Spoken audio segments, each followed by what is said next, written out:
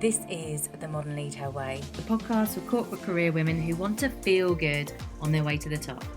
I'm Emma Clayton, and I'll be sharing with you tangible advice to help you stop sacrificing your soul in the name of success and experience more balance, confidence, and fulfillment both in and out of work. Hello and welcome to the first in 4 foundations that I'm going to be sharing with you over the next few episodes, which are going to drop over the next few days. So stay tuned for the complete series. That is the foundations that make up the identity of a modern leader.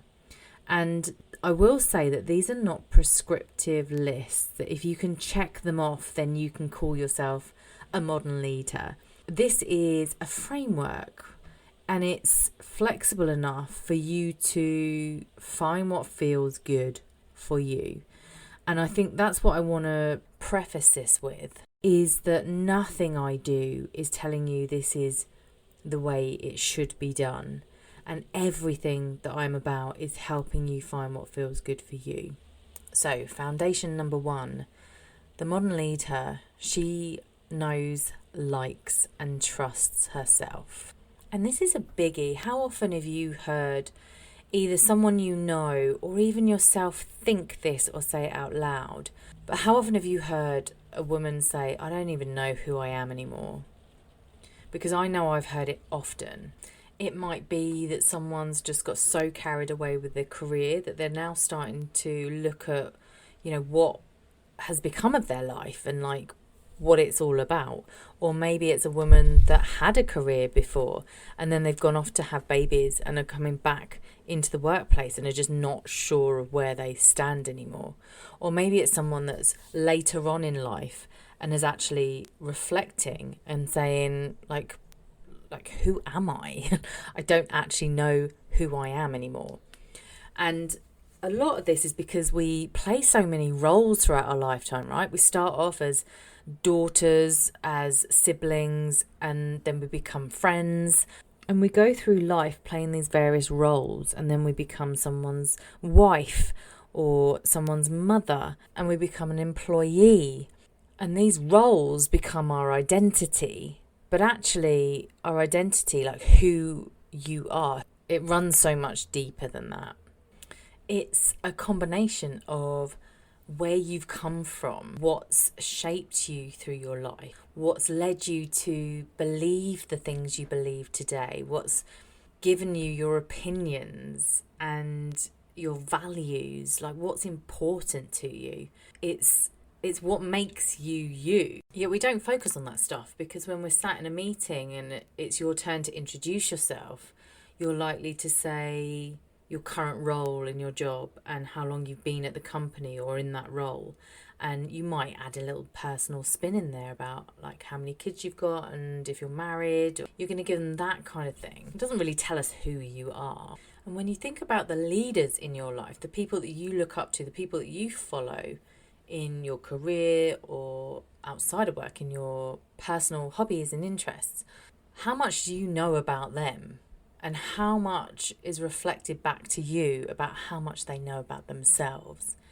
How much they talk about what's important to them and what mission they're on and what vision they see of the future. The likelihood is, if it's someone that you look up to, that you know a lot about them. Interestingly enough, in the online business space that I'm in as a business owner, we talk a lot in marketing about building know, like, and trust.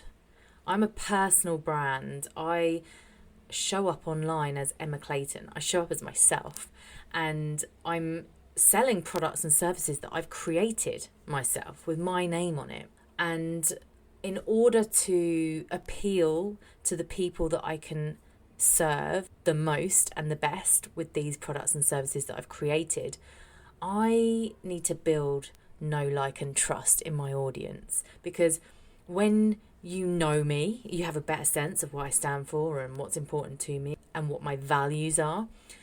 And you've decided that you actually like me, maybe not all the time, maybe you don't always like what I have to say, but you kind of like the person, you like what I stand for, and then you start to trust me, then we might get to the situation where you may purchase from me. I take this a step further because I think I can't expect you to know, like, and trust me until I know, like, and trust myself.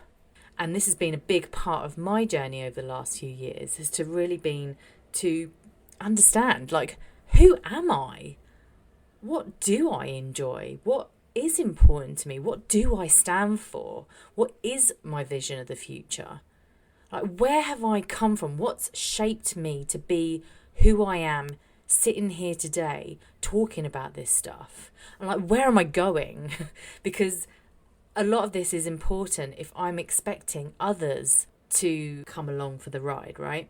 So part of the way that I look at this piece is to get you in your careers as women who are leading in corporate or who are aspiring to step into a leadership role at some point in the future, or maybe even new to a leadership role, to get you to see yourself as this personal brand who is building that know, like, and trust within your teams, within your stakeholders, with your line manager. And to do that really effectively, it starts with you knowing, liking, and trusting yourself. So, how well do you know yourself? And then, do you like yourself? Because I know working with women, we have so much complexity when it comes to our relationship with ourselves. I can vividly recall a time in my life, it was around the time I turned 30, where I hated what I saw in the mirror staring back at me. And that was a culmination of things that had happened over my teenage years and in my early 20s. You know, the time I was bullied in the playground and then cheated on by my first love, and then had disappointment in going for jobs that I didn't get, all of which led me to believe that I wasn't good enough, lovable enough. And over those years, I developed this relationship with food that also wasn't particularly healthy and was very complex. And I would binge eat in secret, and the visible effects were there because I was gaining weight year on year. And that all added up to feeling and carrying so much shame and guilt around the behaviours, the things I was doing in secret. And I really didn't like what I saw staring back at me in the mirror. And it was shocking to me to think that I'd got there really unconsciously. And so another big part of my journey over the last decade or so has really been to not only get to know myself and who I am and what my skills and qualities and all that are, but to actually learn to like myself and learn to love the skin I'm in. And I know I'm not alone in that department. And a lot of the women that I've worked with over the years have worked with me to improve how they see themselves. And it's only when you have those two parts of the equation, the knowing yourself and the liking yourself, that you can actually trust yourself to make good decisions, trust yourself to know what to do next, trust yourself to know what's best for you, trust yourself to choose wisely, to trust your judgment and your intuition, to trust your body and your emotions, as well as your bright mind, your smart thinking. And when we can trust ourselves, just imagine how we show up in a leadership role, how we show up in meetings, how we communicate with our team, how we communicate with our stakeholders, with our customers. When we trust that the words will come up, when we trust the words that fall out of our mouth, when we trust the decisions and the viewpoints that we bring, when we trust our value, it's powerful. So this is foundation 1, building that know, like, and trust within yourself first, so that you can build it out as a personal brand in your career with your team and people. And if you've got this far and I've piqued your interest and you're kind of intrigued to start to dip your toe in and explore this further, and would like a structured way of exploring this, I would love to introduce you to a tool that is very close to my heart. It's something that I have worked with for the last 4 or 5 years and have recently certified in being able to help others to look at their own selves through the lens of something called human design. And I introduced this in the last series. I had my teacher and very good friend Sue Jones Miranda on the show to start talking about what this system is all about. And what I've created since then is something that I'm calling the HD Initiation, which is a 90-minute short course. It's totally free to you as a listener of the show.